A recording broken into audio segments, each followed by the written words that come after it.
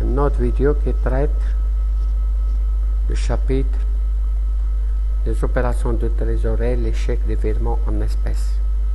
Les opérations de trésorerie réalisées par l'entreprise au moyen d'espèces de chèques ou de virements bancaires ou postaux traduisent soit des flux d'encaissement, soit des flux de décaissement. Les espèces, les chèques et les virements constituent des instruments de paiement en comptant. Leur traitement comptable ne présente aucune difficulté particulière. Les opérations de banque, les chèques, d'après les dispositions du compte de commerce, le commerçant est tenu de se faire ouvrir un compte dans une banque, un établissement de crédit ou un bureau de chèques postaux. Le chèque bancaire ou postal est un écrit par lequel une personne lui titulaire d'un compte bancaire ou postal donne l'ordre à son banquier ou à son centre financier le tirer de payer à vue une somme déterminée à une autre personne appelée le bénéficiaire. Ce dernier peut être le tireur lui-même ou une autre personne. Traduction comptable, l'entreprise doit créer une subdivision de comptes banque, chèques postaux pour chaque compte bancaire ou postal ouvert. Les chèques émis par l'entreprise sont portés au crédit du compte banque par en contrepartie d'un compte de tiers, de charge ou d'autres comptes concernés dès leur émission. Les chèques reçus sont portés au débit du compte banque ou par contrepartie d'un compte de tiers, de produits ou d'autres comptes concernés lors de la réception de l'avis de crédit de la banque. Pour des raisons pratiques, l'entreprise peut décider de ne pas porter directement à son compte banque ou chèque postal le montant des chèques remis par des tiers. Dans ce cas, l'entreprise utilise des comptes d'attente. Ça veut dire les chèques en portefeuille et les chèques à l'encaissement. On distingue trois étapes. À la réception de chèque, le compte chèque en portefeuille est débité du montant du chèque reçu et encore non remis à l'encaissement par le crédit de compte de tiers concerné. Deuxièmement, à la deuxième étape, la remise à l'encaissement des chèques en portefeuille. Le compte chèque en portefeuille est crédité pour solde du montant du chèque remis à l'encaissement par le débit chèque à l'encaissement. Troisième étape, à la réception de l'avis de crédit, le compte chèque à l'encaissement est soldé par le crédit en contrepartie de banque.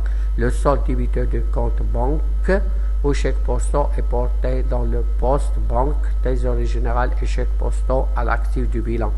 Le poste 4 ne regroupe que les comptes de trésorerie dont le solde est débiteur.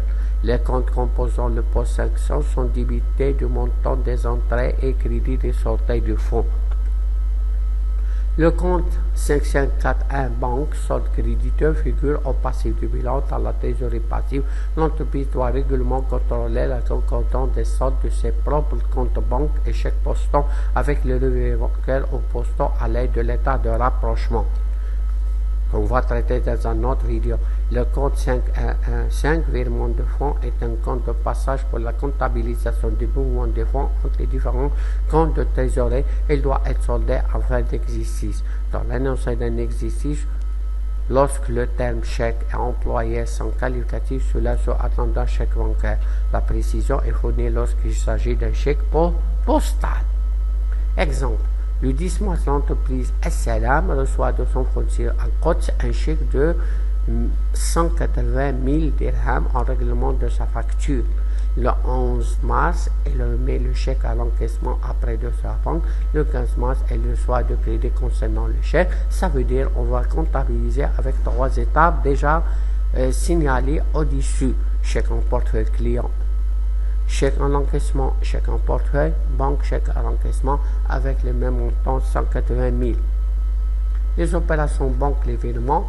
Le virement est une opération qui consiste à partir d'un ordre de virement à transférer des fonds d'un compte bancaire au postal à un autre compte bancaire au postal. Et c'est le moyen de paiement direct de compte débiteur à celui créancier.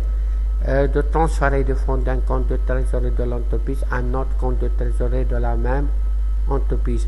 Traduction, les paiements par virement portés au crédit du compte banque par en contrepartie d'un compte de tiers, de charge ou d'autres comptes concernés à la réception de l'avis de banque. Les encaissements par virement sont portés au débit 5141 banque par la contrepartie d'un compte de tiers, de produits ou d'autres comptes concernés à la réception de l'avis de crédit de la banque.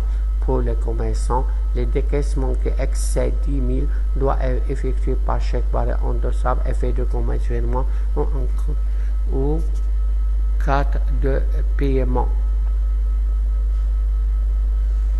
Maintenant, la loi n'est pas 10 000, mais 5 000. Opération de banque, carte bancaire ou de crédit.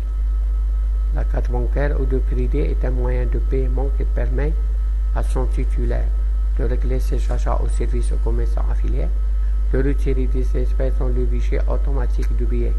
Traduction comptable.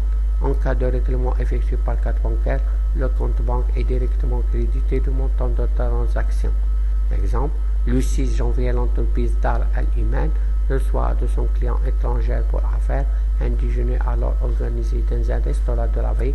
La note de restauration s'élève à 2000 règlements par carte bancaire. Comptabilisation, réception, banque. Les opérations caisse, espèces. En principe, chaque encaissement au règlement effectué en espèces doit être justifié par un document interne intitulé pièce de caisse ou reçu établi par l'entreprise. Les opérations encaissement en espèces sont portées au débit du compte caisse par une contrepartie d'un compte de tiers ou de produit. Les opérations de décaissement sont portées au crédit de compte caisse par la contrepartie d'un compte de tiers ou de charge. Le compte caisse présente un solde soit débiteur soit nul. Il ne peut en aucun cas être créditeur. Le solde débiteur est porté par le poste trésorerie actif à l'actif du bilan. L'entreprise doit vérifier fréquemment la concordance entre les espèces détenues en caisse et le solde de compte caisse. Le compte 5165 enregistre les mouvements des fonds gérés par les régisseurs et accréditifs ouverts par les banques au nom d'un tiers ou d'un agent de l'entreprise.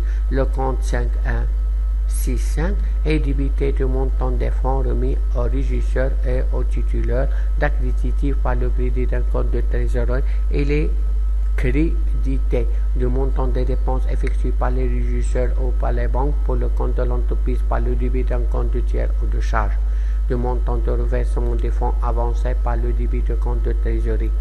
Le 12 avril, l'entreprise Bates SLM achète de divers produits de réglés en espèces, facture d'un montant de taxe comprise 3600, pièces, caisse 332. Comptabiliser l'opération. Achat de fourniture 30 000, TVA 600. Comment on obtient 3600 divisé par 1,2 donne 3000. 3000 multiplié par 20% donne 600. La caisse 3600. Deuxième exemple. Le 29 octobre, une somme de 1000 est versée à son chef de chantier afin de lui permettre de les dépenses courantes de chantier. Avant de couvrir les dépenses courantes de chantier, les justificatifs sont remis à l'entreprise 9500. Régie d'avance la caisse. Régie d'avance la caisse. Autre charge externe, régie d'avance personnelle, autre créditeur. Les comptes de trésorerie enregistrent les opérations de trésorerie dans le sens du terme. Ils enregistrent notamment les mouvements de valeur en espèces, chèques ou virements, ainsi que les opérations faites avec les banques, autres que celles comptabilisées dans les dettes de financement. Merci de votre attention et jusqu'à la prochaine vidéo. Et posez la question et abonnez pour recevoir de nouveaux vidéos.